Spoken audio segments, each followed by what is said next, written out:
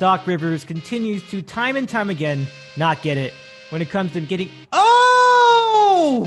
Let him play. You bet one bone to win 19. What site do you use where you can actually bet $1? They let you do 50-cent bets. Oh my goodness gracious! Yeah, literally, like he dropped Superman down like the drain, comes out like, God damn it, Superman. I don't know, honey. I don't know where he got that from. From Los Angeles, this is Dave in the City, part of the DITCOW Sports Network. Now, here's Dave Medina. Good evening, sports fans, and a pleasure to have you here for the big football show. Good to have you with us from the Dave in the City studios in Southern Championship, California, the home of the Los Angeles Championship 2020 Lakers and the home of the World Championship Los Angeles Dodgers in 2020, which just happened last night. Good to have all of you with us here on the program tonight as we get into more football coverage and more to talk about. So you see it here on the YouTube feed. You can see I've got my Dodger garb on, and I also have a vote. I voted sticker because I just sent in my ballot to vote for the election coming up on next Tuesday, November the 3rd. Get out there and vote. That's key, especially if you're in a swing state. We need you. Get out there. But yeah, Dodgers won the championship. It's such a thrill to experience something like that, especially after 32 years without one. A lot has changed in 32 years. A lot has changed in 32 weeks, certainly. But from that moment, of course, came a more sordid tale of one guy in the name of Justin Turner who thwarted social distancing and mask guidelines and put a lot of people in danger, trying to putting a lot of people at risk for the sake of celebrating the championship. And I get it. I get the celebrating the championship part. I don't get getting back on the field when you were ruled to have COVID-19. That was bad. I'm very angry about that too. But in tandem, I'm celebrating the championship. It's kind of an odd spot, but that's 2020 for you. So yeah, there's going to be more on the Justin Turner situation. It's rough. It's rough. You can't do that. I mean, I'm sorry, but that's really unforgivable. And whatever the motivation, I think he might be facing a lot of grief, for a lot of heat from a lot of people. Could even be facing punishment from Major League Baseball itself too, even if the process for which he was ruled with COVID-19 is a little shady. Doesn't matter. You can't get on the field after you've been ruled with the virus. Just can't do it. But the championship itself, wow, Dodgers, get it done. Fantastic. And with that, we had some pretty good football over the weekend too. So we got our friends with us tonight. Andy's with us. John's with us. And a little shout out to Mookie Betts too. Today was the free Doritos Tacos Locos Day because he stole the base in game 1. Good stuff. That's something that we all won. So that's pretty cool. And with that all said, I think ready to talk some football tonight. And like I said, we should have their full house with us. And we have a guest picker tonight, Sherrin, who will be sending the picks via the text. So with all that on the table, let's go ahead and situate ourselves as we get ready for another week of football action. We missed you last week, but we're back and we'll catch up on everything that's going down in the world of football. Let's go out and let's go out. Let's hit it. Wait. Okay. All right. Now let's hit it. I mean, 2 scenarios in one. It certainly adds to the dimensions of this program. Football Picks Week 8. And glad to have you with us here on YouTube if you're watching us tonight. Let's take a look at what happened in Week 6. We got to catch you up on 2 weeks worth of action. In Week 6, we had I went 3-0. That's pretty cool for 6 points. Ron was 2-1. John was 1-2. Andy was 1-2 as well. And Parcells 0-3. That killed me too for 0 points. So Dave for 6, Ron for 4, John for 2, Andy for 2, Parcells for 3 in Week 6. That was 2 weeks ago. Last week or this past weekend, John, the triumphant winner of week number 7 at going 3-1 for 6 points. And I was right behind at 2-2 for 4 points. Andy was in 3rd place for week 7, 1-2-1. Our first tie or push of the season on this contest. And he gets 3 points. Ron at last place at 1-3. But as you know, he's had a great run so far this season at 2 points. I think he'll be back. Tom's guest picks, which were also via the text, obviously, since none of us were on the air. 1 and 3 for 2 points, so that at least improves upon Parcells' record. But let's look at the standings. And I've moved in first place. Dave at 28 points, 14 and 8, the record. Ron is in second at 26 points, 13 and 9. John is in third place, only 4 points behind Ron, and 6 behind Dave at 11 and not 1. That's 11 and 11. Andy is in last place at 17 points, 8 and 13. The guest picks, 6 and 16. Definitely a change from past years of guest pickers, but not a big deal. There's still plenty of time in the season, especially now that we've expanded our scenario to 4 games a week rather than the usual 3. And the reason for that is because the Big 10 is back in action. So that's a pretty big spot. So let's take a moment now to introduce our panelists. And we'll start by introducing our Packer fan friend, John, coming off of the Packers' nice win against Houston on the road. How's it going, John? Doing well, Dave. Yeah, I got my Packers long sleeve shirt on.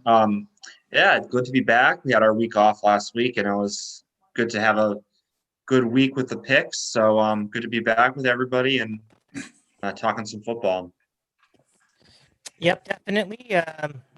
Let's also introduce to the program Andy in Seattle. Andy, welcome back. How's it going tonight? Oh, not bad. We're actually going to talk pigskin today. I thought we were going to talk about payroll flexibility and Blake Snell. Shit. I got to take some notes in. Right. Too funny. Now let's and then our third panelist tonight, Ron in New Jersey. How's it going, Ron? Hey, Dave. Congrats on the Dodgers.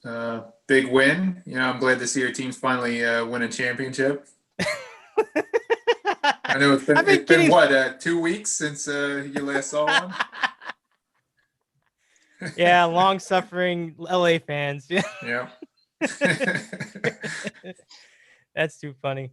But yeah, thanks, guys. I appreciate that. Let's see if I got this on the right track. I don't know. My headphone level is off today. That's weird.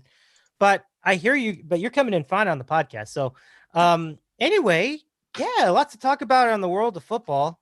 So I guess I can give it back to Ron for a second. And let's get your thoughts on last week's NFL action. I mean, that game in Arizona between – I should actually give it to Andy first. You know why? Because Andy would have a beat on this. Andy, that game in Arizona between the Seahawks and the Cardinals was just bonkers. Let's get your thoughts on last week's action. Yeah, I'm sure everyone will have the same thoughts.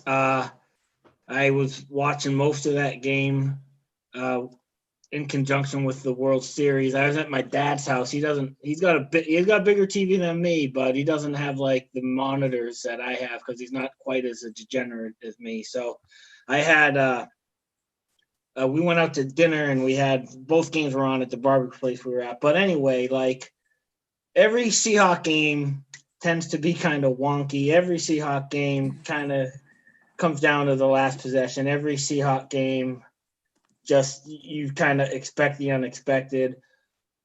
We know that about 4 years ago, the Seahawks and Cardinals played a Sunday night game that was much different. I think the final score was like 6-6, and everyone was like, this is terrible. But this year was just totally different. As John likes to stress, like, most of the times you take the Cardinals when they're the underdog and you bet against them when they're the favorite. And all week long, I was like, I took Seattle in this contest, but and in John's contest too, but come Sunday morning, come Sunday afternoon, I was like, it's 3.5. The Seahawks defense is so bad. So I ended up taking Arizona in real life. And even when Seattle went up 20, I think it was like 27-13, like this game is far from over. Like the end of the first half was just like almost a preview of the end of like the game and overtime. Just like neither team really wanted to kind of clench their teeth in victory. Both defenses were getting shredded up. Both Kingsbury and Carroll were making kind of interesting coaching decisions.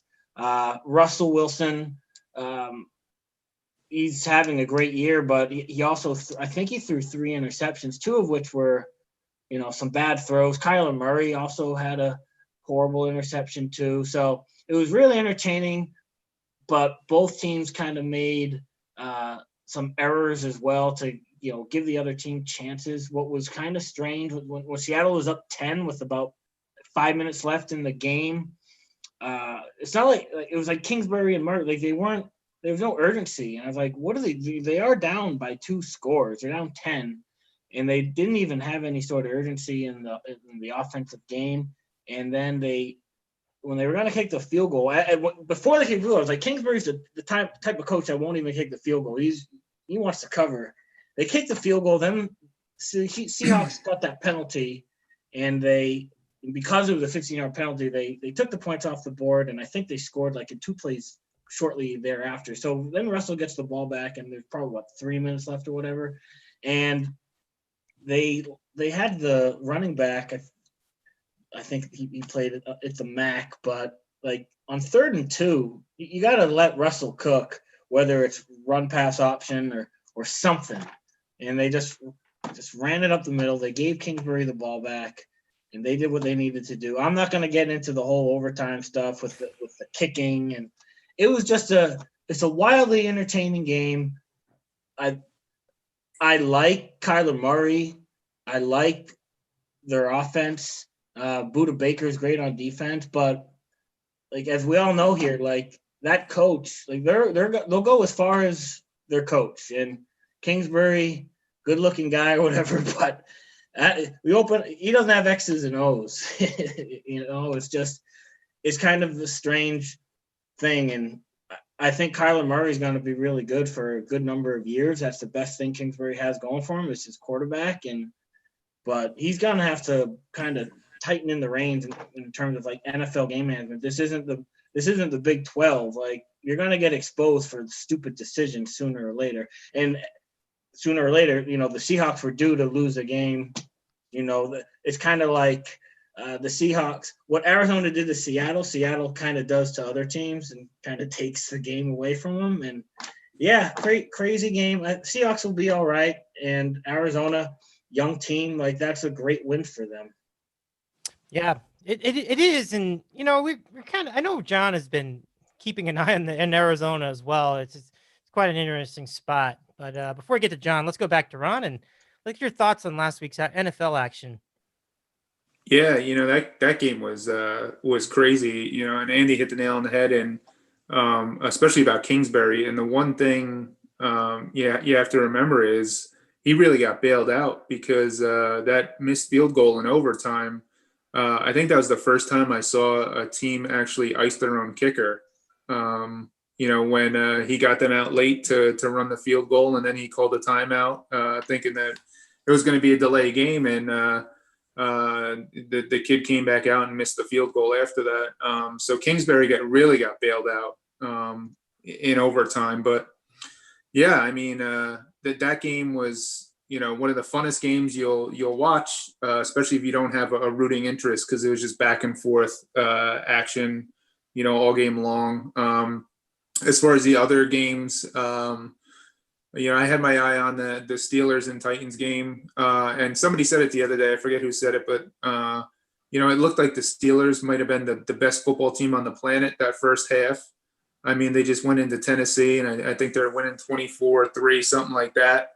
And then you figure they're just going to run away with it, and you blink, and in the second half, and Tennessee's right there with a chance to tie at the end of the game, and misses a field goal to tie it. And so the Steelers got, they got lucky on that one, but that was a decent game. And we were also talking about this the other day, Justin Herbert, and I'll be the first to admit I'm wrong on Justin Herbert. We all have talked about him for 3 years now, and we've watched Oregon, and I mean, he, every once every 10 games, maybe he looked like he was special. And the rest of the time, it just seemed like it was all hype. But, that just goes to show, I guess, how how bland or vanilla that the Oregon offense has become, because, we were so used to, 10, 15 years of just balls to the wall kind of offense in Oregon. And they've kind of reined that in a bit. But watching him is fun. And watching that Chargers team is fun. And that was a good game with Jacksonville. Jacksonville is one of those young teams. They hang around, and you blink and they're winning the game at halftime or late in the third quarter, and you think, geez, they're going to pull off an upset, and Herbert comes back out and just he goes crazy. So the Chargers are a fun team to watch this year, and like I said, I'll be the first to admit that I've been wrong on him, and I hope that he keeps it up, because it gives you a reason to watch a team like the Chargers. I could not be more wrong about Herbert. I mean, I was down on him. I even told Yachts during one of our podcasts, like, oh man, I guess they're stuck into that 6th pick. They got to settle for Herbert. This guy's looked amazing. Yeah. And it's just incredible. And it's at a point, Ron, where I think that the Chargers are more, this is also saying a lot about the Rams, but I seem to trust the Chargers more than the Rams right now, because I think Herbert's better. I think he's better than Goff. Maybe it's a little early to say that, but it's crazy to think about how much of a difference this Rams offense is over the past 2 years. I mean, I know they're a good team, and I think they're 5-2, but in my opinion, the bloom's off the rose for McVay a little bit. He went from being an offensive genius and them scoring 40, 45 points a game to, you watch their games now, and they're struggling to do anything. They're struggling to move the ball. And I don't know if that's all on McVay or if it's on Goff too, but they've kind of become one of those teams that are just, it's like, it's painful to watch their games. The game Monday night against the Bears was one of the most boring Monday night games you'll ever watch. Yep. Okay, let's swing it back to John, and let's get your recap of last week's action. Yeah. So a couple things.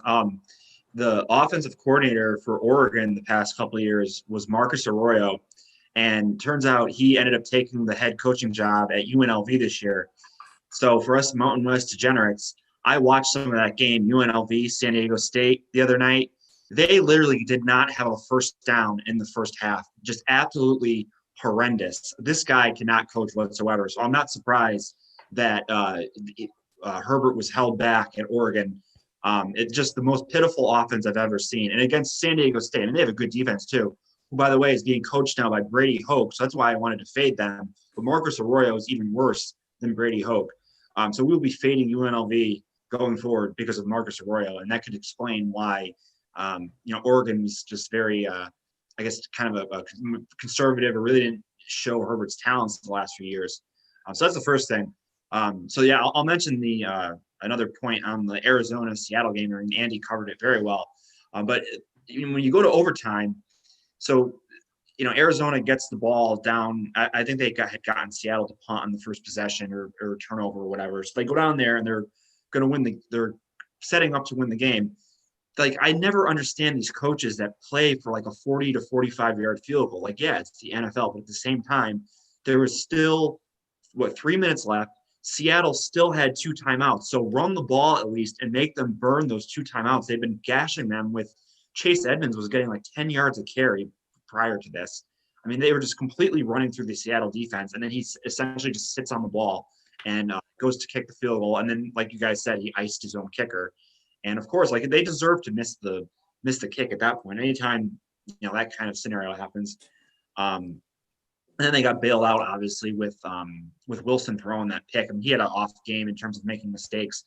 And as someone who had taken Arizona plus 3.5, the worst thing to happen was to go into overtime, because you're thinking, oh my God, Seattle's going to get the coin toss and go right down the field and score. And then after Kingsbury misses the field goal, Kingsbury makes that stupid decision and then they miss the field goal. You're thinking, oh, great, here we go. They're going to break a play for a touchdown.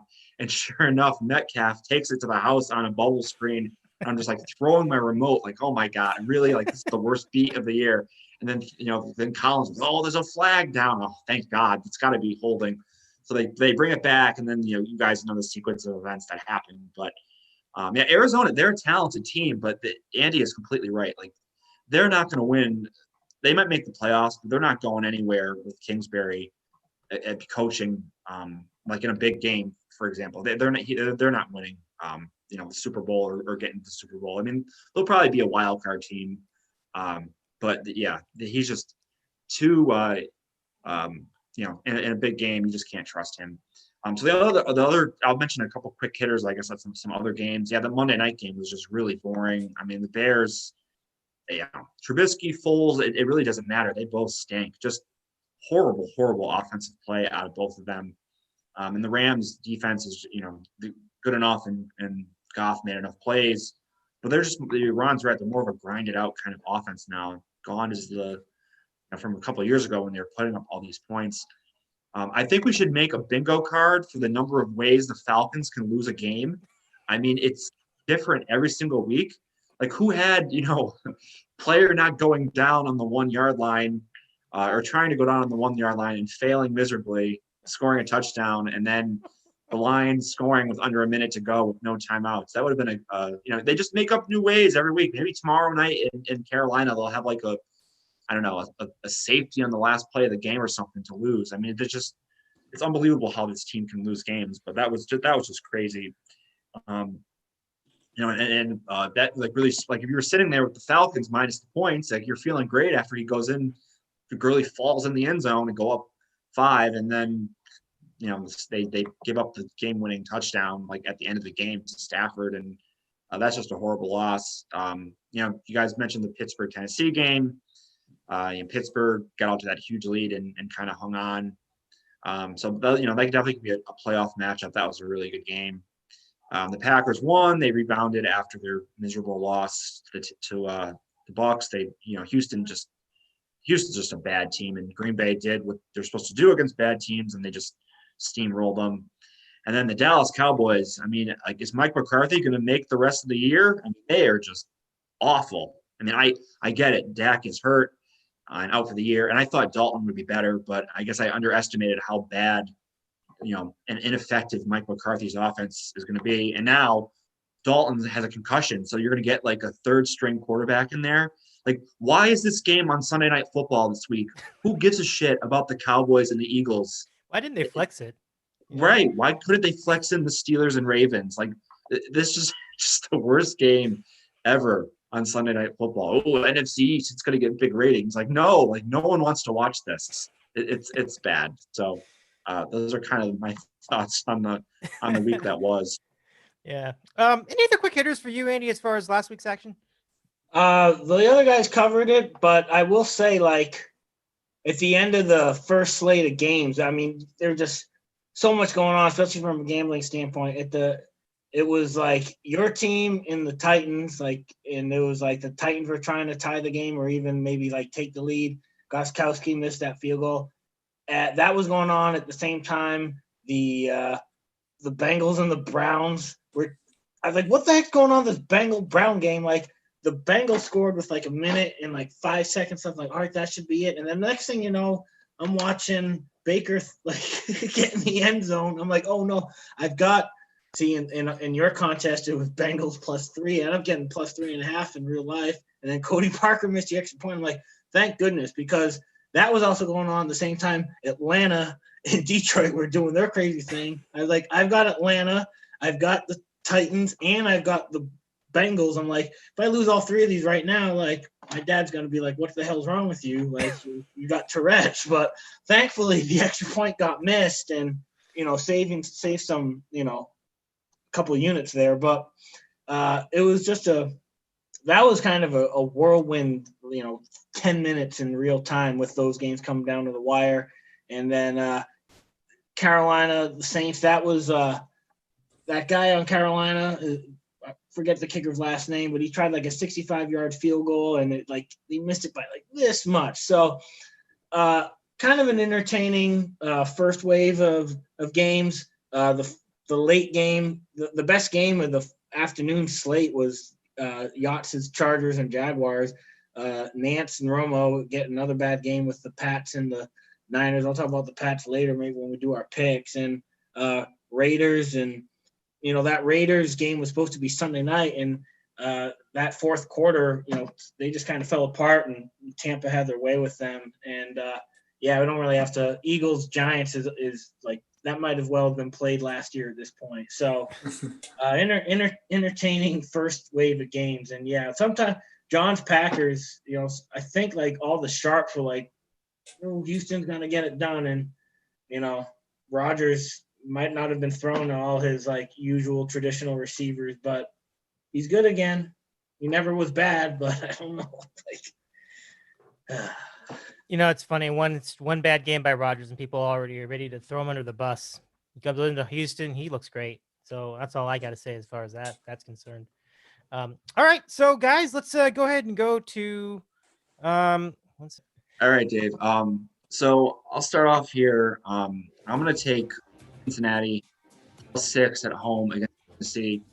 The Bengals haven't won many games this year, but they've been extremely competitive in almost every single game. I mean, you guys just mentioned the 3-point loss to Sunday. They had a huge lead against the Colts a couple weeks back before they kind of gave that up and ended up losing, but it was still a close game. The week one game against the Chargers came down to a field goal. When they played the Browns the first time, they got a backdoor cover. So basically what I'm saying here is they've been very competitive all year long. Joe Burrow has looked phenomenal for a rookie. So I just think the way the Titans have been playing, I mean, they've turned into a all offense, no defense kind of team. And I think with this kind of game, I think there's a big potential for a backdoor cover, number one, kind of late in the game, like you saw against the Browns in week 2. Or they could, they very well might win this one outright, honestly, to be honest with you. The Titans, they had their COVID issue, then they played like 3 games now in like 13 days. They just come off that emotional game with the Steelers. So you could kind of see a little bit of a letdown spot here. I think that the Titans will probably do whatever they want on offense, honestly. The Bengals defense isn't very good. But like I said, the Titans defense is pretty bad themselves. So I just think this will be a close, high-scoring game, and there's always the potential there for Burrow to get you a backdoor cover. So I'm going to go with Cincinnati +6 for the first game. And then I was having a hard time here with my second pick. I really don't like a lot of these games this week, which is not good when I'm going to have to end up doing 7 picks for the contest that I managed. But so I'm going to end up going with the Ravens begrudgingly. I don't love it, but they're -3.5. I would rather see the 3, but I think this is a good spot for them to get to hand the Steelers their first loss. Again, the Steelers definitely are going to be up for this game. Tomlin's like a rah-rah kind of coach, so I'm not going to question that this is one of those games where they're just going to lay an egg. Like they're going to come play for this game. But I think the Ravens coming off a bye, I think they have the defense to stop the Steelers' passing game, which has been really the strength of their team over these first 6 weeks. And I think, Ben is prone to some mistakes. You saw it in the second half the other day when he threw a couple of interceptions. That's what ended up getting the Titans back in the game. So I'm going to trust Harbaugh and the Ravens coming off of a bye to get this win at home. And again, I wish it was 3. I might have to end up maybe buying a half point if that's what it comes down to by the end of the week. But for our purposes, we'll go with the Ravens -3.5, and we'll hope they'll win by like 24-20. So Ravens -3.5, and we'll go Bengals +6. So 2 AFC North teams for the Week 8 picks. All right. Thank you very much, John. I appreciate that very much. And now let's segue over to my own picks.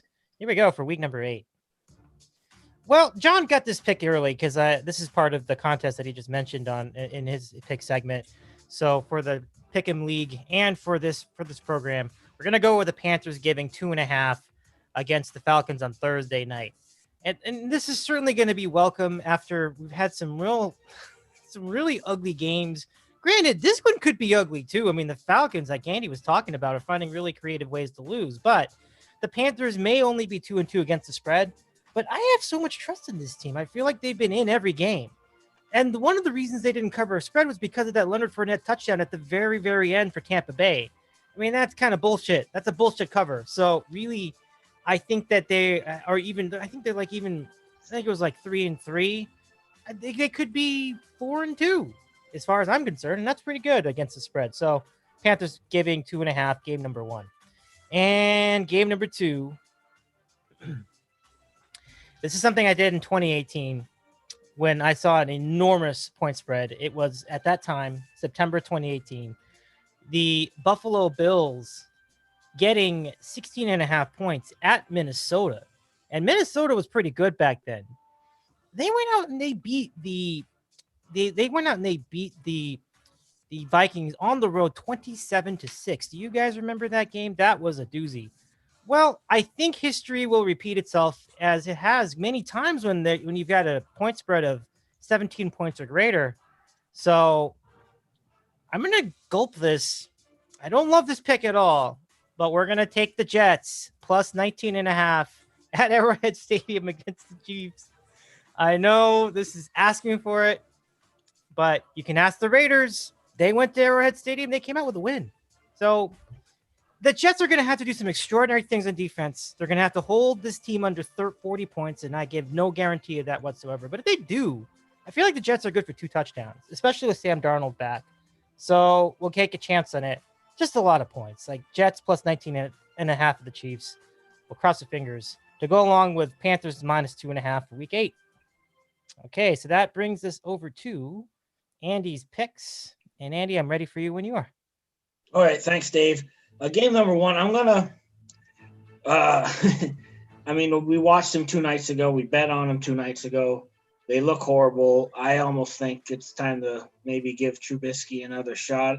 But we're gonna take the Bears. They're hosting the Saints. They're getting 4.5, and I'll just make it quick. It's gonna be cold, so maybe the bones under Drew Brees might be a little chilly and old bones, and I don't know. The Bears have a really good defense. That's their. So if they have like a C- offense, like they should be all right.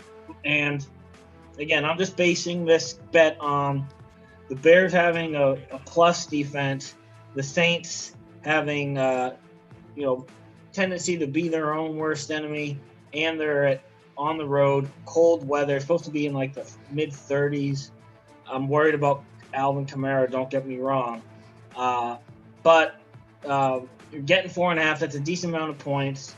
Maybe Foles steps up his game a bit. And, the Saints defense, maybe the Bears will be the recipient of, 5 personal fouls. And that's 75 yards of offense right there. So, give me the Bears plus 4.5. And then game number 2, I'm gonna, call me out, but I'm gonna take the Bills, giving 3.5 against the Pats. Do I wish it was 3? Of course, but 3.5. Listen, I watched way too much of that Patriots game against the Niners. The Niners really didn't do anything special. They kind of ran it down New England's throat. The passing game was, very short to intermediate routes, getting Kittle involved. Garoppolo threw 2 picks, but one of them was right before halftime. Doesn't really, it counts, but it wasn't like a real Hail Mary. And then the other one was just a bad pass. I think, to borrow our, the Niners might be starting to gel. Their injuries, all those injuries, they still have a few, but they kind of got them over with early. I think the Niners, by now, I don't know. I think the Niners are going to, they're only going to get more momentum. That's just my stupid opinion. Or the Bills. Never mind. What am I talking about? The Niners killed the Pats. That's what I'm trying to say. But the Pats, they're bad. Gilmore, he's unhappy. And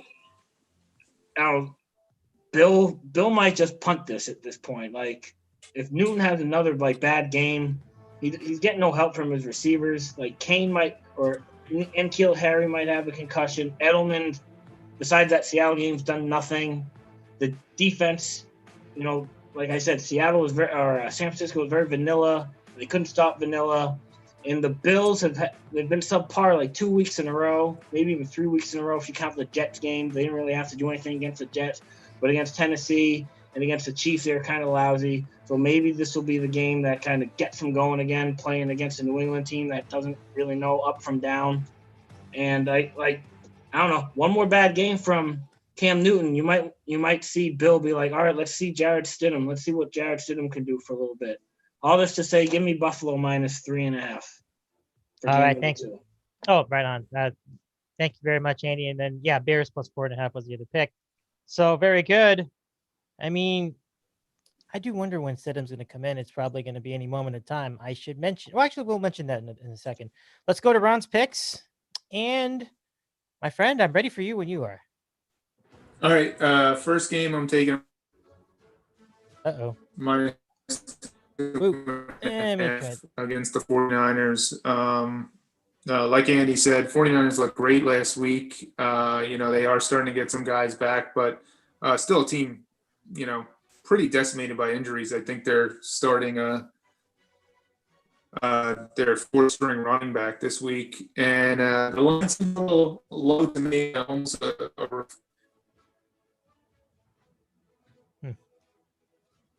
Ron, you're breaking up. Especially at home. 2.5 is, it's a small line. I like Seattle to win that game by a touchdown at least. I'm going to take the Eagles -8.5 against the Cowboys on Sunday Night Football. I think the Cowboys are actually going to be starting Ben DiNucci quarterback if Dalton doesn't clear the concussion protocol. So trust me, I know the Eagles aren't a good team, and the NFC East is absolute dog shit. But the Cowboys last week, I mean, it looks like the Cowboys have just given up. And Mike McCarthy, I mean, it just goes to show. And I don't know how John lived with it for all those years at the peak of Rodgers' career. But man, when the past 2 years, people calling for Mike McCarthy, as the best coaching candidate, a surefire winner.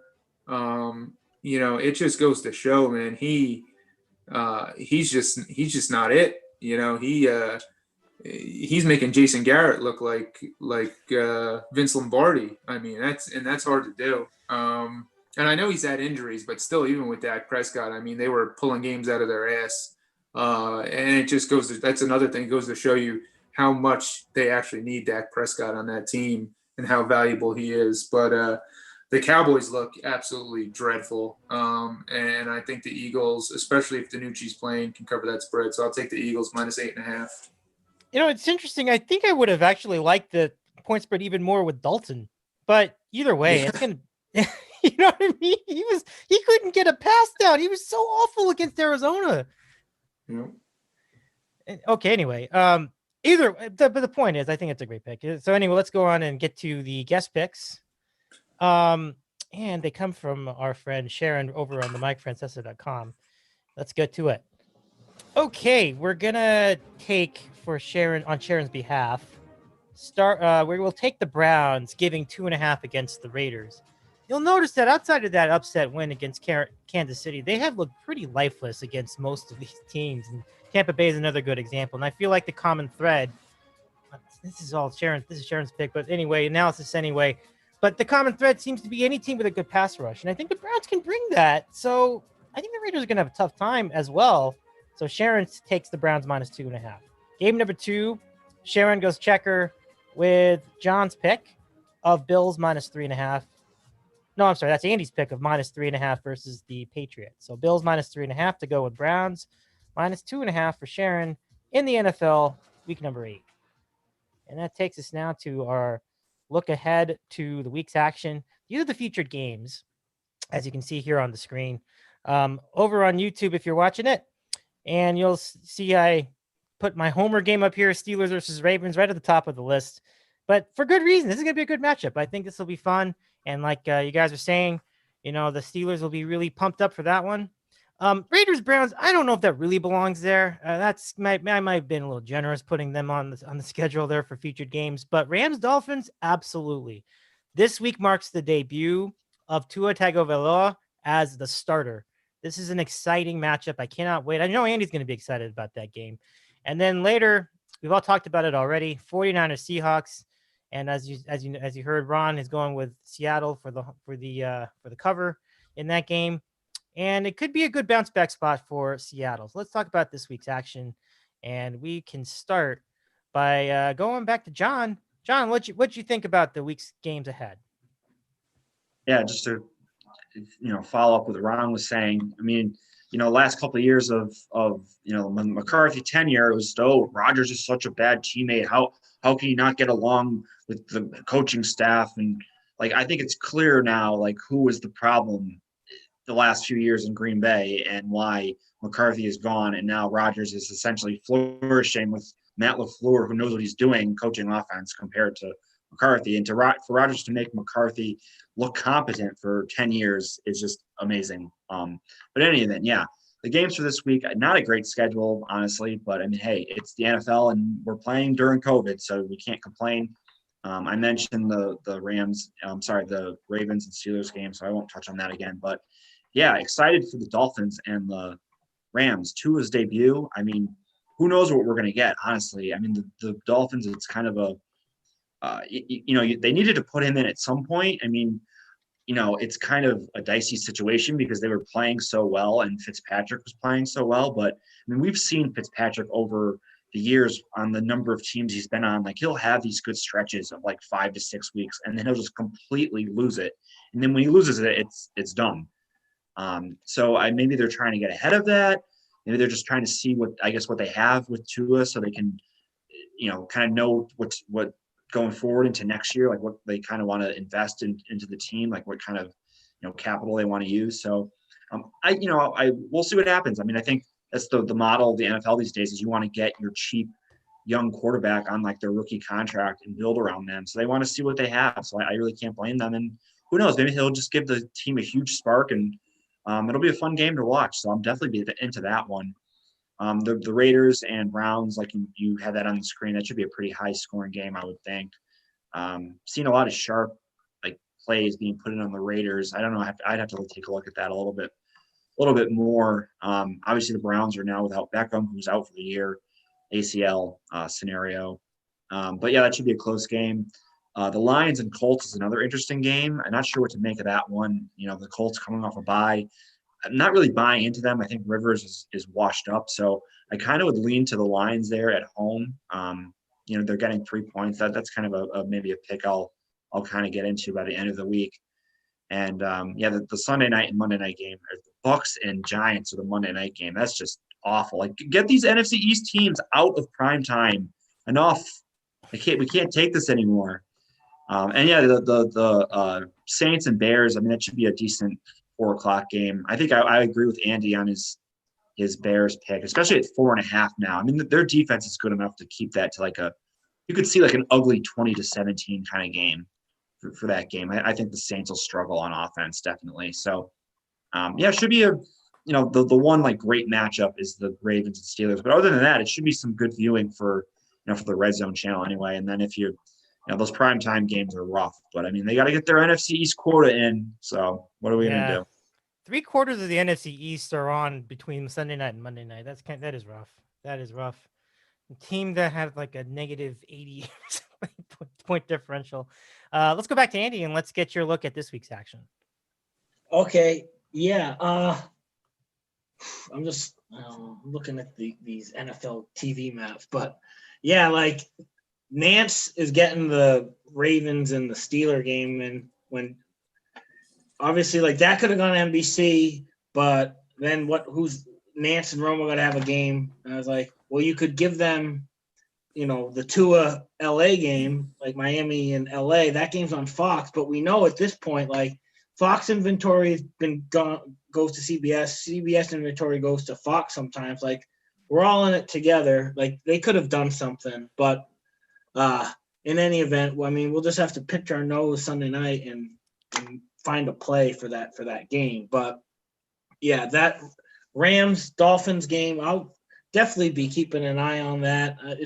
It could be, could be a rough debut for Tua. One thing we know about, the Rams is they got they got a pretty good defense, and you got to watch out for Aaron Donald. So, and those cornerbacks are pretty feisty. And McVay, he loves to be the smartest guy in the room. So he might have something dialed up for Tua. We're not really sure what to make of Miami. You know, they're 3-3 in a decent spot. I think Flores is a pretty good coach, and they've been pesky. So why not roll the dice with Tua? He's your long-term asset. He's gonna start at some point. Fitzpatrick, he knows it's a business, and you know, time, you know, spares nobody. So we'll see what happens. Yeah, I'm actually, that Detroit-Indianapolis game has potential to kind of be a clown car, entertaining clown car game. You kind of want to see Detroit go on a little bit of a run here, because these Thanksgiving games, I know we're getting ahead of ourselves, but these Thanksgiving games are dreadful. So, you know, who's going to watch that Dallas Redskin game on Thanksgiving? That's just terrible. But yeah, Pittsburgh, Baltimore, it's going to be like 60 degrees. I think we've moved past the days where, you know, Pittsburgh and Baltimore might, you know, it's not going to be 13-10, especially with that weather. It could be, you know, 34-31. I don't really have an angle on who to pick yet. Pittsburgh kind of seems kind of trappy, no offense, Dave. But then again, like Baltimore, this will be like their second litmus test because they didn't look good against the Chiefs. And Pittsburgh has proven itself to be pretty strong this year. You know, take away that first drive against the Giants, that first Monday night game when, you know, our friend LT might have been like, worst 2-minute, worst start of a MNF game ever. And I mean, even Francesco was like, Roethlisberger looks dreadful. We all were like, what the heck's wrong with Roethlisberger? And then, like, things kind of evened out. Like, yeah, he hadn't played in a long time. So he looks good. He's got, like, good rapport with that wide receiver from Notre Dame. So we'll be into that. Claypool. Claypool. Raiders, Browns have the potential to be, you know, an entertaining clown car. Raiders are very Jekyll Hyde. Now we're going to find out at some point we're going to have to figure out like what the Browns are made of. Like their schedule is not that very good because their record last year kind of stunk. And, you know, it's very divided like our country is right now. Like some people are like, well, the Browns are going to be so much better with Odell Beckham because he's this like unsubstantiated like bad guy in the law. But I don't know. I would kind of think that their offense would kind of struggle without Odell Beckham. But we'll see. Maybe without Odell, they'll just have to kind of really focus in on their running game. I don't know. That to be determined on that. And then, Minnesota, Green Bay, that has potential to be entertaining. I don't know. Kirk Cousins, you know, seems to be kind of he might be losing that team. I don't know. He just his body language is terrible when things go south. But you know, it's a division game. You never know. San Fran, Seattle, Ron kind of nailed that. Could be entertaining. They usually, you know, Seattle usually does play these entertaining games. And Giants and Tampa. I mean, again, we'll have to bet it, but no thoughts on this time. But we got some interesting games to definitely keep an eye on. Week 8. Yep. No, I mean, it's, as you said, it's not the greatest slate ever, but we have a couple of good ones in there. As you mentioned, you know, Steelers and Ravens, it's always a classic. It tends to be pretty close. So we'll see. And I'll see. I do feel like the Steelers are due for a loss, but it's interesting because Baltimore is kind of also due for a loss. So it's going to be, that's what makes it such a fun matchup. So, Ron, let's get your thoughts on this week's action. I'm curious on your thoughts on that Jet game. I mean, do you think they'll have some life, or they completely packed it in? No, Dave, I don't think they'll have any life, to be honest with you. But, you know, it's one of those scenarios where, you know, it could be such a you know, just a domination by the Chiefs that they could be up big early and kind of hand it off to, it's kind of playing out to be the Le'Veon Bell revenge game, right? I mean, they could get up big early and just let him, you know, run away with it in the second half. That line scares me. It really does, because 19.5 is so big. And, you know, just when you see that, you especially since I took the Bills last week to cover 10.5, and they couldn't even do that against a Jets team that got 4 yards total in the second half. So when you see 19.5, you think, man, that's a big line. The Jets could easily cover. And then, I start digging into it, and I can't see the Jets scoring more than 10 points against anybody in the NFL this year.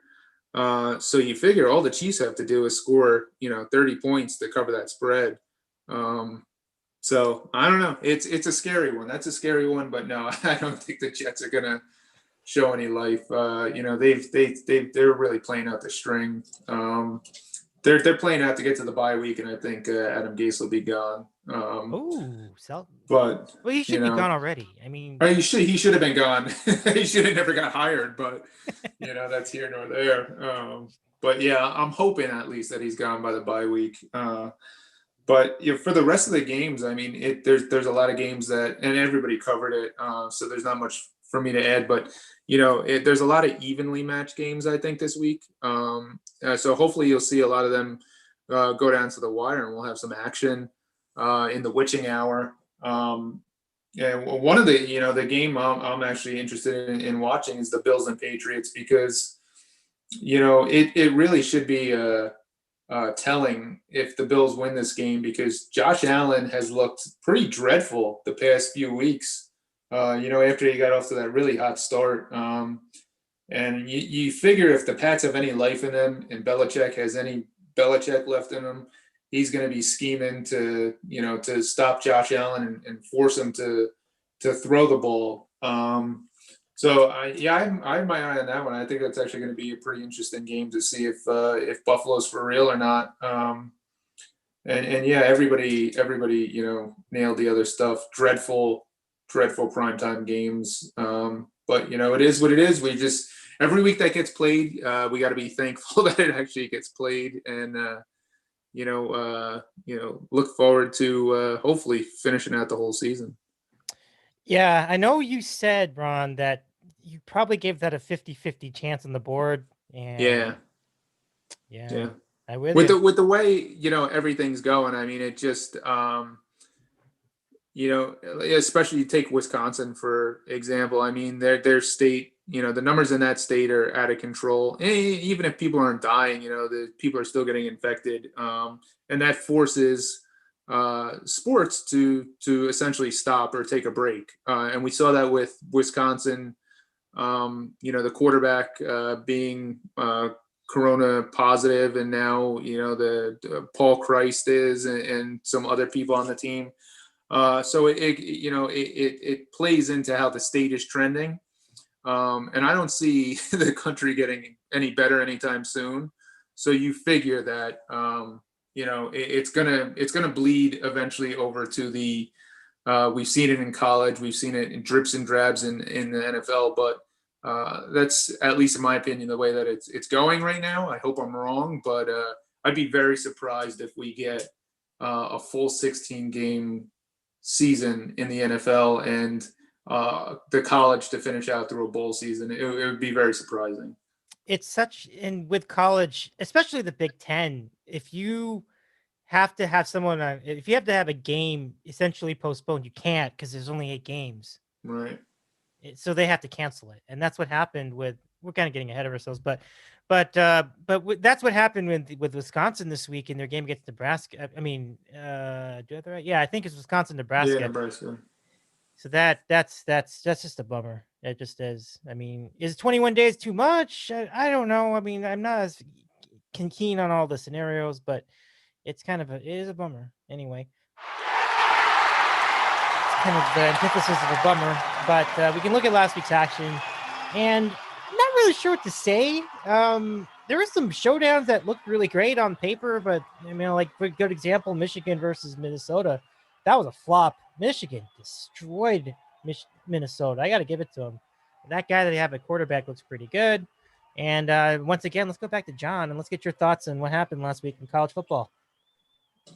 Yeah, I mean, it was good to have some more games back in the mix. I was more excited to see the Mountain West, honestly, than the Big Ten, just to get some of those late night, chase games. And like I said before, that UNLV, I'm never going to bet them again in my life with Marcus Arroyo. But yeah, I'll just quickly touch on what's going on with the Big Ten. I mean, I think regardless of whether you thought the season should be played or not, whether you were a Corona bro or you were you're for the opening everything up, whatever.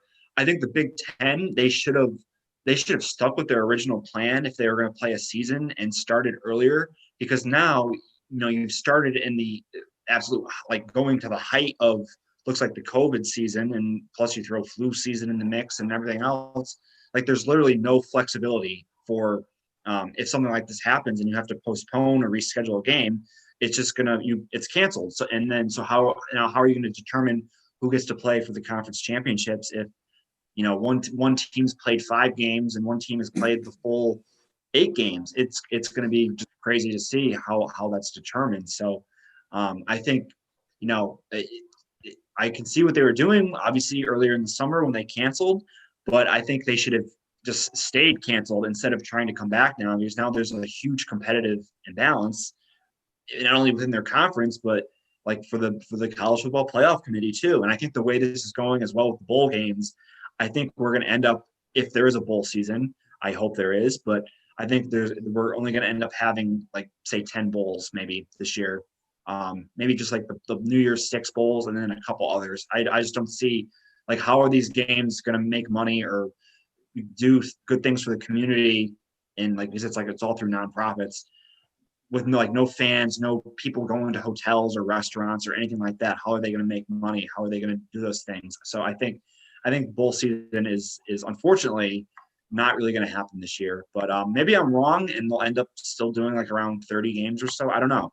I mean, a lot of them are made for TV events anyway that ESPN puts on, so they could still just do those in empty stadiums. Maybe, I don't know, just put it on TV, but I just don't think there will be much of a bowl season the way things are going. But anyway, for last week's games, I mean, there isn't too much to discuss.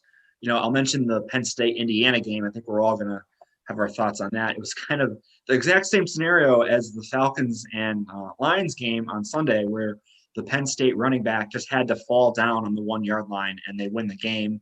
Instead, he scores. Indiana ends up going down the field after that, scoring a game-tying touchdown, and then winning in overtime. Tom Allen, balls of steel, going for that 2-point conversion, and their quarterback, I mean, that is just as close as you could get when he stretches the ball out there at the goal line. And honestly, whatever they called on the field was gonna stand, because you could kind of see, like, it's just short of the pylon, maybe, but at the same time, is he just kind of the tip of the ball breaking the plane? You don't know. So whatever was called on the field, that was going to stay. So that was probably the game of the weekend. The rest of the top 10 had a bunch of blowouts. I will mention the Iowa State Oklahoma State game.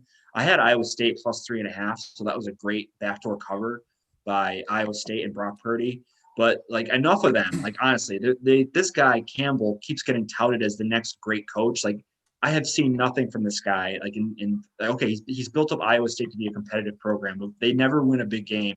And this, and Brock Purdy, he hasn't shown anything. So I'm done. I'm done hearing about Iowa State as some kind of big time contending team, because they're not. So Oklahoma State's the only team, I guess, in the Big 12 now with a chance at the playoff. We'll see how far that gets them. I'll let the other guys touch on some of the other games, but there really wasn't that much to discuss other than the return of the Big Ten and in the Mountain West. I guess I'll give a shout out to Rutgers. Good job by Rutgers getting their first win in forever. And Shiano, it might not happen this year. I think that win, I'll may get to it in my picks later, was on the surface, there's a lot of turnovers, whatever, but hey, a win's a win, a Big Ten win, and you got to feel good about the direction of the program. So kudos to Rutgers. Yeah, what a shocker. I mean, I did not think this through. I'm going to tell you, I did not think this through at all. I had Michigan State giving 13.5 against Rutgers.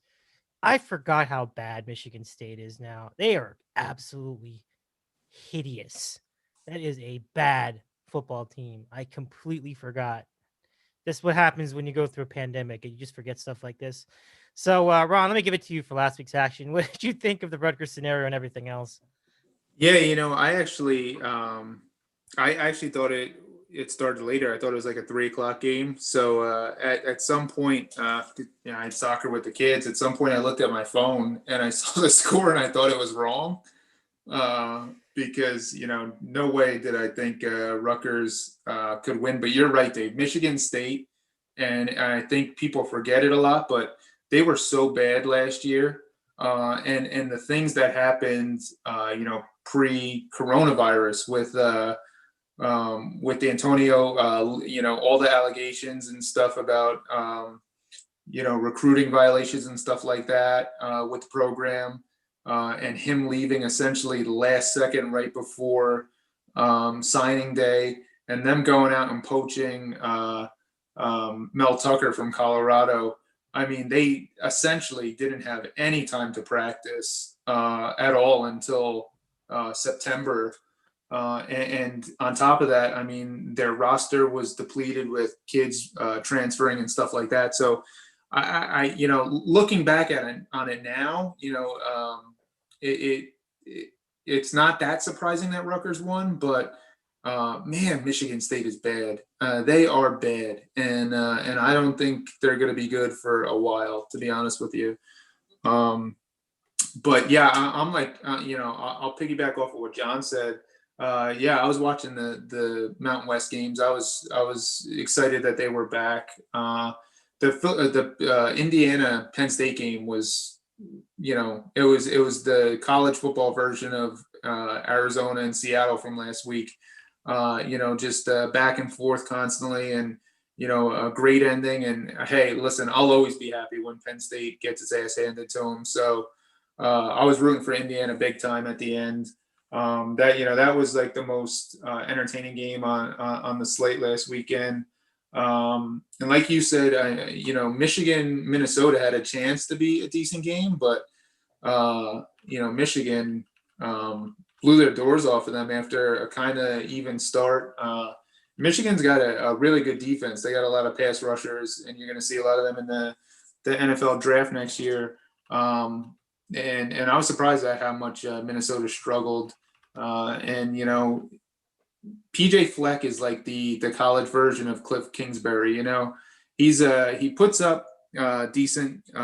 He has decent teams. They score a lot of points, but you could just tell, man, he thinks he is smarter and than everybody else in the world. He's got this arrogance about him. He thinks his shit doesn't stink. He's yucking it up on the sidelines before the game with Maria Taylor from ESPN, and it's guys like that. They'll never get to that next level, in my opinion.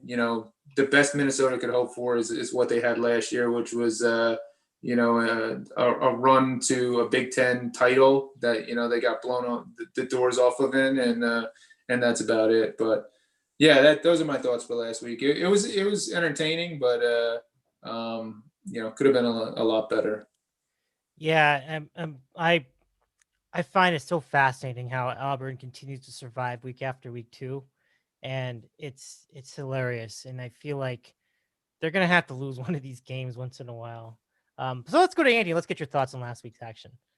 Yeah, I didn't see a ton. I was out and about with family down in Houston. By the time I actually got to sit down on the couch and veg for multiple hours, it was Mountain West action. Like John said, watching San Jose State and Air Force and UNLV, San Diego State. Oh, goodness gracious. But I was glued to this guy, and the Alabama-Tennessee game was on where we were at. Jalen Waddle is out for the year. That's kind of a big hit for Alabama. He hurt his ankle on a kick return.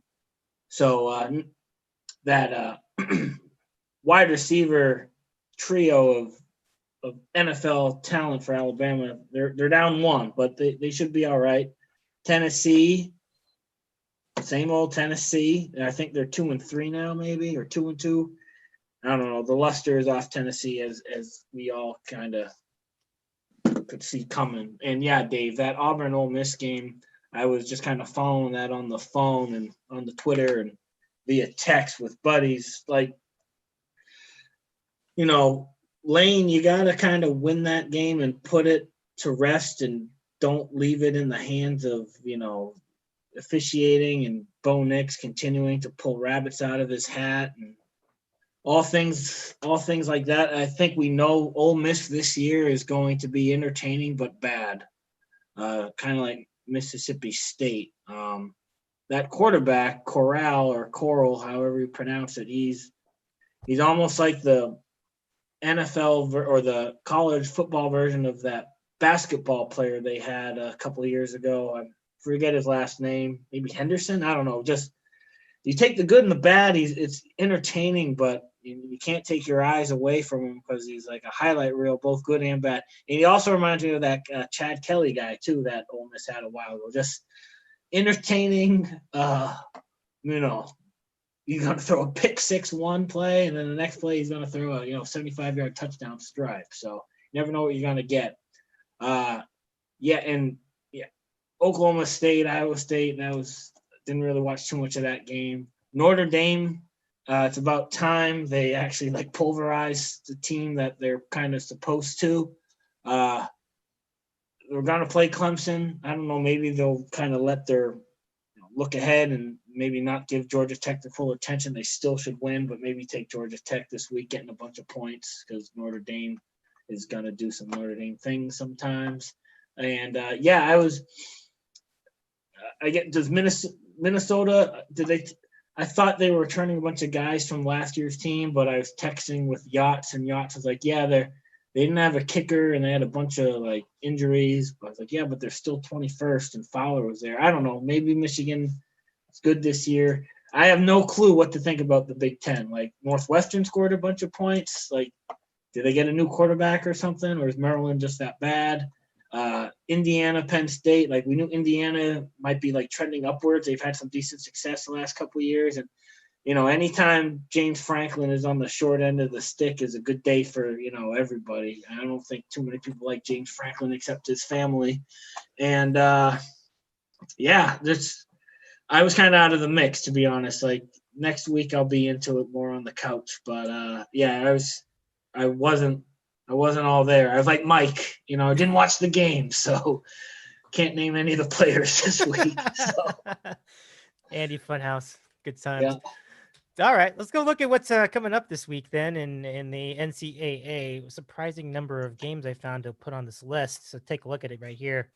Clemson, who really did just sleepwalk through most of their game against Syracuse in the early stages of the day. We'll try again against Boston College. And I really don't have a read on them. So I think Boston College is a good team, but then what happened at Virginia Tech, it's I have no idea. So I assume this could be a good game, but I'm sure Clemson's going to be giving a lot of points here. Georgia, Kentucky, battle of two very good defenses. I think that'll be an interesting battle on SEC Network. And that's coming up. Number 5, Georgia, and unranked Kentucky. They should be unranked. Their offense stinks. But everybody's talking about the big game of the week. Ohio State versus Penn State. Ohio State number 3, Penn State number 18. Penn State coming off that bad loss in overtime. But to me, I think Ohio State's the better team. We will see. I added a couple more. This one goes out to all the big group of 5 guys out there. And, John's one of them. And we're all in on it, honestly. Memphis versus number 7 Cincinnati at noon on ESPN. Good stuff. And how about this guy? A little bit of a contender here. Number 20 Coastal Carolina versus Georgia State at noon on ESPNU. I'm actually looking forward to that. To see Coastal in the top 25 is pretty sublime. So that's pretty cool. I'll just give it to you, John, really quickly. Any thoughts on this week's action? It's going to be an interesting weekend. Honestly, I'm not interested at all in Ohio State versus Penn State. It really doesn't do much of anything for me, to be honest with you. I think Penn State will probably play a close game. They're definitely very talented. And obviously Ohio State is Ohio State, but it just as a matchup, it just doesn't really do much for me. I'm definitely into the Coastal game and into the Cincinnati game for sure. But yeah, it should be, that's the only ranked matchup, that Ohio State game. And Coastal, they they won even without their starting quarterback last week. I mean, they're playing great football. The Sun Belt as a whole has just been phenomenal this year. And it's weird because like when you look at the TV scenarios, like the Mountain West is completely off ESPN. So they had to fill all those coverage gaps. So now you're seeing all sorts of Sun Belt games on ESPN now. Like those used to be buried like on streaming only, but now they're on like ESPNU, ESPN2. You're seeing a shitload of Sun Belt games, and if a little more Conference USA in the mix too. But now the Mountain West is all on Fox, and then of course they have a few games on CBS Sports too. So it actually kind of worked out better with that situation because you're seeing a lot more of these Sun Belt teams. And another team I want to mention from the Sun Belt, I think no, it's not the Sun Belt, but an independent team, Liberty, is on a roll. It's going to be a good race this year for like that, the group of 5 team. Like you have BYU, you have Coastal, you have obviously Cincinnati. Whoever wins the AAC, I'm assuming it's going to be Cincinnati, and then you have Liberty. So it's going to be crazy. Who knows? Like this year, might as well put a group of 5 team in the playoff. I mean, like, are we really going to send like a 5-0 Big Ten team to the playoff? Like, put BYU in there, put Cincinnati in there. I mean, it's 2020. Like, do something different. Like, that would be so annoying if Ohio State played 4 games and they're 4-0. They look so good. Let's put them in the playoff. It's yeah, for sure. Anyway, that's a very good recap there of what's happening this week. Andy, you want to take it next for this week's action before we go to picks? Yeah, I don't know if we're just all contrarian here, but I'm on board. Like I would not lose any sleep if I didn't watch any of that Ohio State Penn State game. I just can't get into it.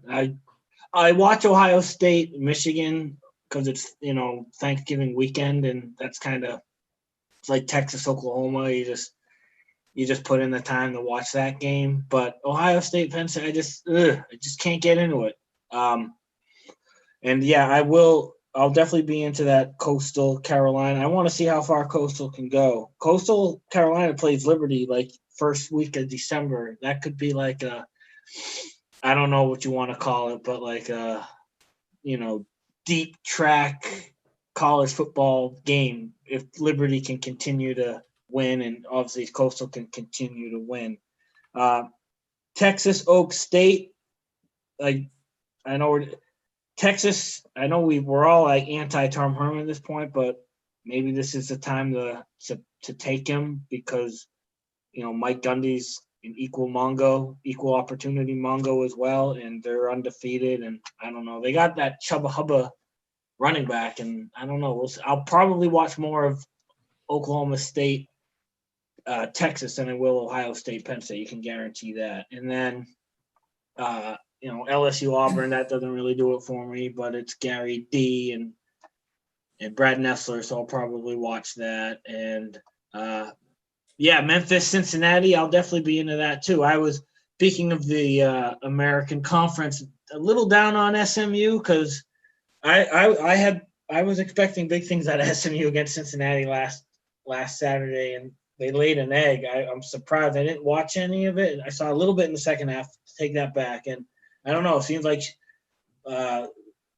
SMU's quarterback was the only one willing to play, and his receivers were dropping balls all over the place. So, I'm sure SMU will get their act together. Sometimes you get bad Sonny Dykes, and that's what happened. But Memphis, Cincinnati, that's got potential. Cincinnati's got that guy, Desmond Ridder. Feels like he's been there forever. He's only a junior though, because he was a true freshman when we got the job 2 years ago. So he'll feel like even longer than forever next year when he's back. But we'll see how that goes. And I don't know what else you listed there, but well, I can pick it back. Let me see. Yeah, we'll find some games to gamble on, and I think I'm more into Mountain West and Sun Belt and SEC than I am Big Ten at this point. And I think like whiskey, they lost. That was the worst thing that could happen to the Big Ten, like as Ron talked about in the beginning of the show. And Pac-12's on deck. Who knows what's going to happen? Maybe the virus all goes away by next Wednesday morning. Maybe it doesn't. But cases are up. It sucks. I mean, I know it does. It's the new norm. Like we're we're not over it, obviously, but we've generally accepted it. Like, I still wear the mask, obviously, but cases are definitely up. Our friend Panther, like, did that chart about like people Googling like loss of smell, and it's parallel to what it was in March and in July. So I don't know. Just be careful. Do what you can do and watch the games. Yeah, at home safely. Absolutely. I want to feature one more Group of 5 team, and this is a shout out to Ron. Ron, I love the start for Louisiana, aka Louisiana Lafayette. That is a cool story. Their only loss this season was to Coastal. That's pretty cool. So let's get your thoughts on them and the rest of this week's action. Yeah, I couldn't agree more with John and Andy. I'm more into the games like Memphis, Cincinnati. The Coastal Carolina game. Coastal Carolina has been an amazing story because they were picked to finish dead last by every publication going into this season. And when you look back at last year, I mean, they got decimated by injuries and really didn't have a chance. So they probably should have been better than last place this year. But who knew they were going to be this good? And they're a fun team to watch. But I'm more into those games. UCF and Houston is another good one coming up this week. And it's crazy to think, if this was any other year, I mean, we have LSU, Auburn, Texas, Oklahoma State, Oklahoma, Texas Tech, Florida, Missouri. We'd all be going gaga over those games any other year. And it just seems like, I have very little interest in those games this year. Obviously, I'll put some units on those games, but to watch them, I'd rather spend my time watching Memphis, Cincinnati, to be honest with you. And I'm right on board. I have no interest in watching Ohio State and Penn State. Two of the most unlikable teams in college football. So, but we'll still have it on, and we'll be checking on the score because I'm sure we'll put some money on it, but and that's really the only reason why to watch. But yeah, I'm with everybody. The AAC, the Mountain West, the Sun Belt. I mean, give me those conferences right now and this year over the Big Ten, and even the SEC seems like it's almost juiceless right now. But hopefully maybe it'll change, and maybe we'll start seeing some of those more meaningful matchups. But yeah, I mean that's my thoughts for this week. Cool, very good. I mean, I am leaning your way as far as the SEC too, because I've just been very unimpressed by that conference. I mean, you've got Alabama, of course, and I was just as bummed as everybody else when Jalen Waddle got hurt for the year. That sucks. He's such a fun player to watch. But Georgia's good. They're a good team. They've always been kind of solid. And then LSU's kind of a mess, but I think they're picking it up. And then after that, it's just a bunch of mediocre garbage, which is an it's like Ole Miss, Mississippi State, Missouri. Like, none of these teams are doing for me. And I know that, Ron, you were big on Florida, and then the whole COVID thing hit, and then they lost to Texas A&M. It was a mess. I don't know what's going on. Yeah, and that's the crazy thing about this year is that, like you said, Georgia. They're okay, but if this were a regular year and they had any big non-conference games, we might be thinking completely different about them right now because they basically started the season with without a true starting quarterback. So I don't remember who they were supposed to play before everything went down, but they're a team that could have lost out of the gate. But instead they look good because they're playing against, pretty weak competition in the SEC. Like you said, it's Alabama. In my opinion, it's Alabama and everybody else. And everybody else this year just is kind of going through the motions. Yeah, I think it's fair. Without that much inventory, without any fallback bowl games like John alluded to, you're down to the playoff and maybe the Big Six, the New Year's Six, and then college football playoff games on top of that. I don't know. It is going to be interesting to see how the Pac-12 responds to all this, coming in with even less of like flexibility in the Big Ten, because they're going to start another week later or another couple weeks later. So it's just, I'm not really sure what the point of it at this point is for the Pac-12. They may as well just not pack it in, not bother, but they're going to try. We'll see. All right, guys, let's get to the picks. And to start, let's go ahead and go back to John in Connecticut. All right, thanks, Dave. And yeah, one quick note on that UCF Houston game. That could be the best game of the week. Like the over/under is literally 82 points, and ESPN has it buried behind a paywall. It's on ESPN Plus, which is such horseshit. That's part of one of the reasons why UConn left the AAC is because of this horrendous TV deal. Like I mentioned before, you have every Sunbelt game like on ESPN platforms, and you have this game buried behind ESPN Plus. So. That was just a horrible television deal for the AAC. But in any event, we digress. We'll move on to our picks here. First game from the AAC, and I will go with that Memphis-Cincinnati matchup. And I'll take Cincinnati minus the 7 points. Could not be more impressed with how they've started the season. Their defense is just phenomenal, and that's usually the difference between Cincinnati and the rest of the teams in the AAC. Their defense is just excellent. You saw it last week. They completely shut down the air raid offense. They're going to see a similar, it's not exactly the air raid what Memphis runs, but very, very similar, like quick tempo passing attack. And they had no problem shutting down SMU. They even shut down the option this year when they played Army earlier in the year. Watch out for their defensive coordinator. His name is Marcus Freeman. He'll be a head coach next year. Their defense is just tremendous. Their offense isn't great, but it complements their defense so well. And if you remember, these two teams played twice last year. Right before the AAC championship game, they played back-to-back weeks, and Memphis beat them both times. Well, a shit ton has changed since then. Obviously, Norvell went to Florida State. They lost a bunch of offensive playmakers. So basically, the only guy returning is Brady White, and he's had an okay season so far. I mean, he put up phenomenal numbers against UCF, but I mean, UCF's defense is just pathetic. So I'm not really going to use that game as a barometer. Other than that game, he's been okay, but I think Cincinnati is just going to completely shut them down, and I think -7. I'll take that any day of the week. So give me Cincinnati -7 for the first game. The second pick, this is going to be a weird pick, but this is the first time in the history of your program that this team has been selected. I'm going to take Rice +1.5 against Southern Mississippi. Now, the only reason for this pick is this. So the beginning of the year, Southern Miss lost their first game to South Alabama. Their head coach got fired. Okay, that shit kind of happens. Well, the interim coach who they named literally just quit this past week and took a job at Austin Peay. Literally, they're down to I have no idea who their coach is. It must be some assistant that they promoted. And the team is dreadful. Their defense is just horrific.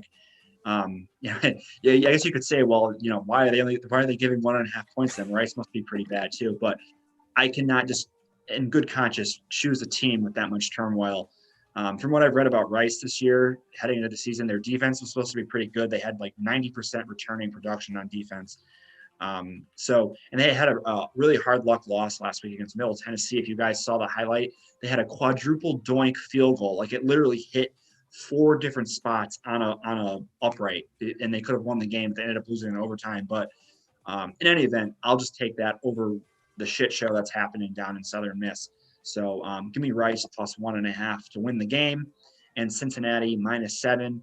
I was considering going with Michigan State +24.5. That's kind of like was my third choice if I had to do 3 picks this week. I think that line's a little overvalued, but we'll stick with those first two. So Cincinnati -7 and Rice +1.5. That's pretty cool, John. Thank you very much for the picks. I can vouch for Southern Mississippi's futility because I saw them play Liberty, and Liberty pounded them 56-35 last week. That was a disaster. So let's go to my picks. On we go. And let me give it to you for week 9 in college football. But really, what week is it? Because it's week 8 for some people. It's week 6 for some people. It's week 2 for the Big Ten. It's week -2 for Pac-12. So what the hell does week 9 mean in the context of 2020? I have no clue. So we'll make this simple. We're going to stay in the SEC for both the games. And I alluded to it in my preamble. We're taking the Tigers, LSU -3 at Auburn. I don't care if it's Auburn or not. I think I've just had enough of them, so I just don't want them to win. So Tigers, they look like a really fast team. I really think that they've been playing pretty well lately. And I mean, it's easy to do when you play teams like Ole Miss, right? Because Ole Miss has no defense. But still, I think this is going to be very interesting. I don't think I actually played Ole Miss. That's what's so funny about that. I think LSU last played against South Carolina, and yeah, they kicked their ass too. So they know to score. I think if there's anything you noticed about the LSU season so far, they can score points, and I find that matchup very good, especially if you're only giving 3 against Auburn, who obviously cannot even stop a nosebleed right now. So game number 1 will go LSU -3. Game number 2, it's even simpler than that. Alabama giving 31 against Mississippi State. This is another case of don't overthink it. It's such a gross mismatch and one I've been looking forward to for quite some time. A coaching matchup of Nick Saban, one of the all-time great strategists in college football, against Mike Leach. You can't get better than that in terms of coaching mismatch. And on those grounds alone, I think I can happily give the 31. Alabama -31 to go with LSU -3. All right, so that gives it to Andy, and Andy, we are ready for your picks. Okay, thanks. Game number 1, we're gonna take Arkansas on the road at College Station, getting 12.5 from Texas A&M. This is basically I like Felipe Franks. I don't know why. I just like Felipe Franks. 2 years ago, they went to. Remember when Florida? It was like a Florida Virginia Orange Bowl, which is kind of weird. Like Virginia ended up getting the Orange Bowl because there's all those like weird bowl allegiances with ACC and stipulations. Like, how did Virginia end up with? Anyway, Felipe Franks was the quarterback at that time, and then last year he got hurt, and I don't know. He probably would have ultimately lost the job to Kyle Trask, but he's got ability, and this is just. I'm not a Jimbo Fisher guy. You're getting 12.5 points. I know Texas A&M will probably score, not quite at will, but they'll score plenty of points. And I'm not saying Arkansas is going to win. I'm just saying like they're going to be right in that backdoor zone. So I like their quarterback. I think the quarterback can definitely keep that game like within reach. So give me Arkansas plus 12.5 against Texas A&M. And then this game's a Friday night game. It's Mountain West. I'm going to take Wyoming, getting 1 from Hawaii. I'm just taking because it's going to be cold. So I don't think Hawaii is going to be able to handle the cold. So give me Wyoming over 4 quarters. Hawaii they're going to be bundled up and won't be used to that Rocky Mountain air. So give me Wyoming, getting 1 from Hawaii. Okay, here's the big question of that game. Besides the point spread, do you like the over or the under 59.5? Didn't really give much thought. I know, like a buddy of mine texted me last week. It was like Nevada. I think it was Nevada and Wyoming playing. It's like Nevada, Wyoming come down to the wire and end up being like a high score. I haven't done any Mountain West like research. I don't know what because I know Hawaii was halfway decent last year. They got the quarterback with the Cole McDonald might be gone. Anyway, I don't know if Hawaii's like shelves are completely bare, but I don't know, Dave. Like let's watch the game on Friday and see what. Not forget our old friend Todd Graham is now at Hawaii, so even more reason to root against them or bet against them, I should say. So I would say under for that game. That would be my opinion. Is the Wyoming coach still like that old guy? Like that looks like he very focused on discipline and. Yeah, Craig Bowl. He's still there. Yeah. They're just like a smash mouth. Like he just wants to run the ball for 5 yards every play. Basically, that's what he wants to do. It's a perfect weather for you. I have to check the Laramie forecast for that night. I'm sure it's not going to be warm. That's for sure. You're right about that.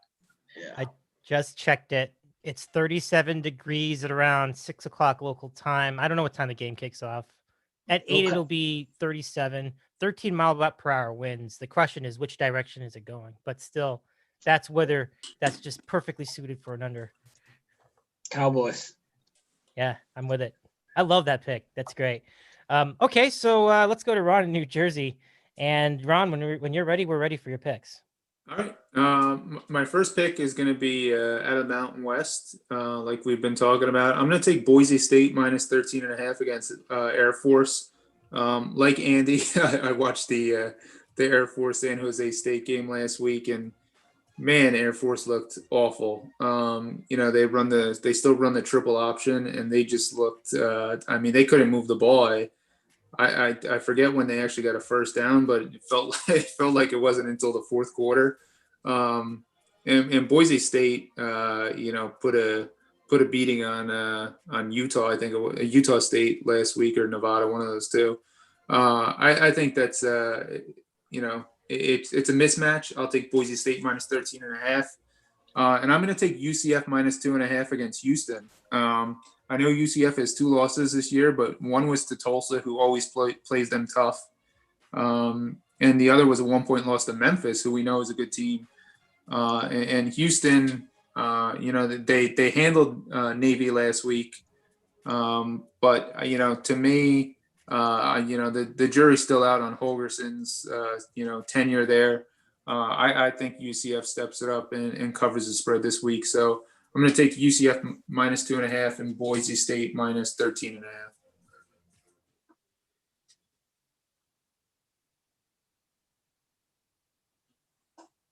Dave, I think you're on mute. Yeah, you're on mute. I've done it again. Thank you. Sorry. Thank you for catching it sooner this time. I appreciate that. Okay, so thank you for the pick, Ron. Appreciate that. And thanks to everybody else. And good luck. Let's now give you Sherrin's pick for week number 9, as such as it is in college football. Let's go. Here we go. Okay, so his first pick is Ole Miss giving 16 at Vanderbilt. Now we know Ole Miss stinks, but Vanderbilt's a special kind of bad. So we'll see who's worse on that day, in that particular matchup. It's gonna be a rough one. Game number 2 for Sherrin is Coastal Carolina giving 2.5 at Georgia State. We've all spoken our praises of Coastal Carolina. So Sherrin goes Ole Miss minus 16 and Coastal minus 2.5. Week 9 college football, and good luck to him too. Good luck, everybody, and thanks again for catching my mute. Let's take it to everywhere down the panel. Let's go for final thoughts, and we'll go ahead and start with John. Yeah, guys, next week, we can't forget one of the most historic days in the history of our country. That is, of course, next Wednesday for the return of Maction with 6 games next Wednesday night. So we still might be counting votes then. I don't know. Maybe they'll be illegal by then. Who knows? But next Wednesday, 6 Maction games while we're doing our program. So there might be some F-bombs dropped if we're betting on or against Akron. So it should be a fun night, and this is another conference to be thrown into the mix, and should be another great weekend of football. And like we said, even if it's not the greatest games on paper, the fact that we're still playing at this point and have games to talk about and wager on is a win in my book. I'm with it. I love it. I'm looking forward to it. I'll find a way to put a game on too. This will be really quite a night next week. Okay, Andy, final thoughts? Yeah, I will be all in on that Maction 6-game set next week. Congrats to your Dodgers. We mentioned that on the board today. I, selfish reasons, wanted to watch a Game 7 tonight. I'd like to see Walker Buehler with heavy stakes, but we all saw what happened last night. Kershaw, congrats to Kershaw. Great win for Dave Roberts. And I don't think the tide's completely shifted with analytics, but they could all take a good look and see what happened. And then there's no sports tonight. I end up betting on soccer, and it's not working out too well. Probably should have just watched a bunch of Office episodes. I'll probably do that now. It's worst sports night of the year, possibly. I don't know. I read something on Twitter that this is the first night since July 22nd that there hasn't been NHL, NBA, college football, NFL, MLB game on. So there's obviously worse things going on in the world. Sports is our little escapism device. But yeah, we just gotta, every day's a new day. And yeah, Maction the day after the election will be a great fresh breath of fresh air. I could not agree more. John, you previewed that a couple weeks ago, and it's good to know. That just makes me feel good on the inside because it'll be a nice respite from the whole election hysteria. And thanks for the kind words as far as the Dodgers too, Annie, Ron too, obviously, and John, of course. It's been quite a ride, and I mean, yeah, I just alluded to it. I mean, what Justin Turner did after that is unforgivable. That's a terrible decision on his part. But adding an interesting comment of Game 7, Annie, and Ron too. Let me segue back to you now, Ron. When would they have played Game 7 if they had to go to Game 7? Because it really seems like the way that was playing out, it might have been like another week from now. It's just kind of weird. But let's give it to you for final thoughts. Yeah, who knows? I mean, we might not have seen a Game 7 until December or something like that, I'm on board with them action next week, and fingers crossed. Let's just hope we're all here next week, because we got a full moon on Halloween. We have the election on Tuesday, so let's hope that the world doesn't implode and we're all able to gather again and discuss Mountain West football and the ineptitude of the New York Jets and get away from everything else for a couple hours. Yeah, you've said it, Ron. I hope you guys are all safe for the next few days. I hope everything's all right, and you guys are good friends, and thank you for that, for being there just to talk about a little football every week, because it's certainly what we need right now. And just make sure you guys are all safe. That's my comment. As long as football's still here, let's enjoy it. So guys, thanks again. Have a good weekend and enjoy all the game, and good luck, everybody. All right. Good guys. Show. See ya. Take it easy, guys. Take it easy. All right, guys. That's our program. Thank you, John. Thanks, everybody. That's our show. Thank you so much, everyone. I think things are going to be okay in the next immediate future. We'll worry about things as we go along. Just stay safe, everybody. That's all I can say. We've enjoyed talking football with you tonight. So as we said, good luck to all your picks, whatever they may be. We hope you take some of our advice, and we hope it hits for you if you do. I am Dave Medina. You can catch us on Twitter at DITCOW, on the web at DITCOW.com, where you can catch all of our latest picks and the latest episode of this program. YouTube.com/DITCOW in case you want to watch our show live. And Dave, the See That West and Apple podcast. We'll see you next time.